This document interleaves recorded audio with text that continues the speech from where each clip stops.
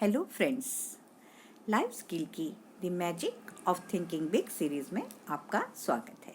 दोस्तों, आज हम इसके दूसरे सोपान पाहनासाइटिस का इलाज कैसे कराएं में आज हम देखते हैं कि हमने कई तरह के बहानों के बारे में देखा। तो एक और सबसे बड़ा जिसके बारे में हम बात करते हैं, बहाने बनाते हैं कि मेरी तो किस्मत ही खराब है। दोस्तों, इस बारे में सबकी सोच अपनी अलग अलग होती है, लेकिन और अपनी किस्मत को ही, अपनी असफलता के लिए अपनी किस्मत को ही सभी दोष देना प्रारंभ कर देते हैं। दोस्तों, लेकिन हाल ही में एक सड़क दुर्घटनाओं के बारे में एक बड़े ट्रैफिक इंजीनियर की बातें सुने। उनका कहना था कि हर साल सड़क दुर्घटनाओं में लगभग 40,000 लोग मर जाते हैं।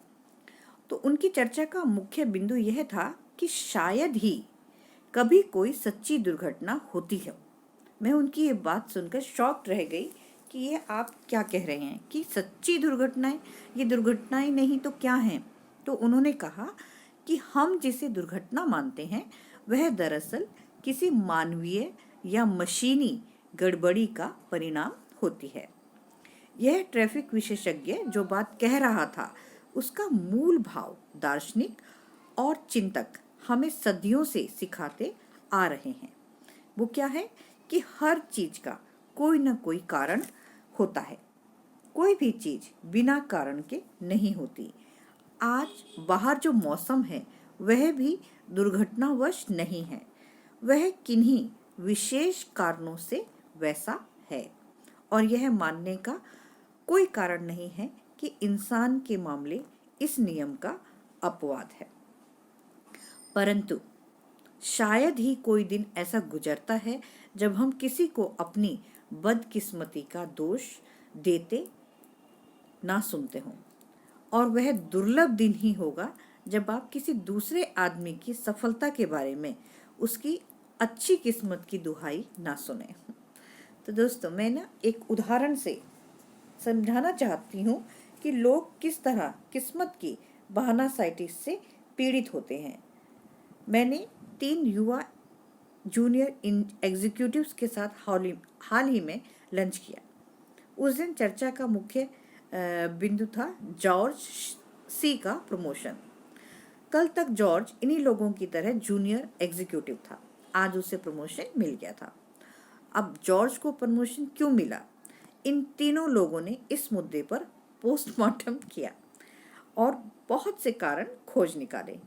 अच्छी किस्मत, मक्खन पॉलिश, प्रेशर, जॉर्ज की पत्नी का सोर्स, यानी सच्चाई को छोड़कर हर बात बोली गई वहाँ। लेकिन सच्चाई तो यह थी कि जॉर्ज इस प्रमोशन के लिए सबसे ज़्यादा योग्य था। वह अपने काम को बेहतर तरीके से कर रहा था। वह ज़्यादा मेहनत से काम कर रहा था। वह अधिक प्रभावी और कार्यकुशल व्यक्ति था।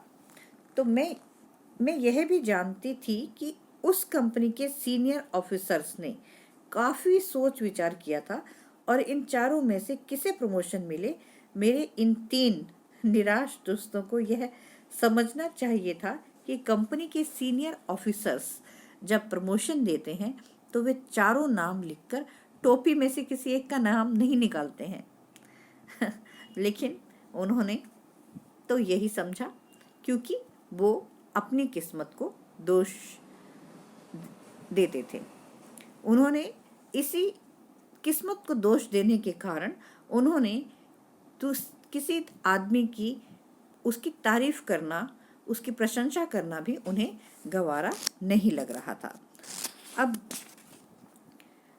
जो लोग किसी भी व्यवसाय में चोटी पर पहुंचते हैं, चाहे वह बिजनेस मैनेजमेंट हो, सेल्समैनशिप हो, कानून हो, इंजीनियरिंग हो, अभिनय या कोई भी क्षेत्र हो, वो इसलिए चोटी पर पहुंचते हैं क्योंकि उनका नजरिया उत्कृष्ट होता है और वे साथ में कड़ी मेहनत भी करते हैं।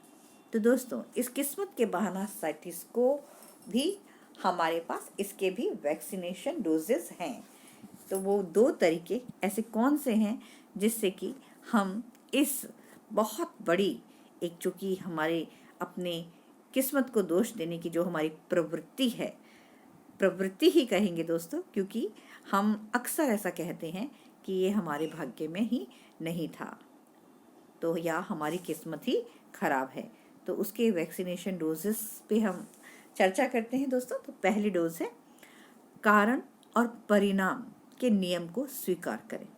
जब आपको लगे कि कोई आदमी खुशकिस्मत है तो जरा गौर से देखें, तब आपको यह दिखेगा कि जिसे आप पहली नज़र में अच्छी किस्मत समझते थे, दरअसल वह तैयारी, योजना और सफलता के नज़रिए का परिणाम है। इसी तरह किसी आदमी की बदकिस्मती को भी गौर से देखें, आपको उसके पीछे भी कुछ कारण मिलेंगे। मिस्टर सफल को जब झटका लगता है तो वे उससे कुछ सीखते हैं, उससे लाभ उठाते हैं, परंतु जब मिस्टर असफल हारते हैं तो वे अपनी असफलता से कुछ नहीं सीखते और बहाने बनाने लगते हैं। सेकंड वैक्सीनेशन, कभी भी दिवा स्वप्न ना देखें, डे ड्रीमर ना बने। अपनी मानसिक ऊर्जा को ऐसे सपने देखने में जाया ना करें जिसमें बिना मेहनत के सफलता हासिल की जा सकती हो। हम किस्मत के सहारे सफल नहीं होते। सफलता उन चीज़ों को करने से आती है और उन सिद्धांतों में पारंगत होने से मिलती है जो सफलता में सहायक होते हैं। प्रमोशन, जीत, जीवन की अच्छी चीज़ों में किस्मत का सहारा ना लें। किस्मत से वे चीज़ें नहीं मिला करती। इसके बजाय आप अपने आप में ऐसे गुण विकसित करें कि आप सचमुच एक विजेता बन जाएं। तो दोस्तों, देखा आपने किस तरह से हम इस अपनी एक बहुत बड़ी जो हमारी दोष देने की, दोष मरने की जो हमारी प्रवृत्ति होती है, जो कि हम अपनी किस्मत के लिए रोना रोते रहते हैं, किस तरह से हम उससे बाहर निकल सकते हैं और इन दो तरीकों से हम किस्मत के बहानासाइटिस को जीत सकते हैं। तो दोस्तों, मेरी वीडियो को लाइक कीजिए, शेयर कीजिए, सब्सक्राइब कीजिए और मेरे चैनल पे बने रहिए। राधे राधे दोस्तों।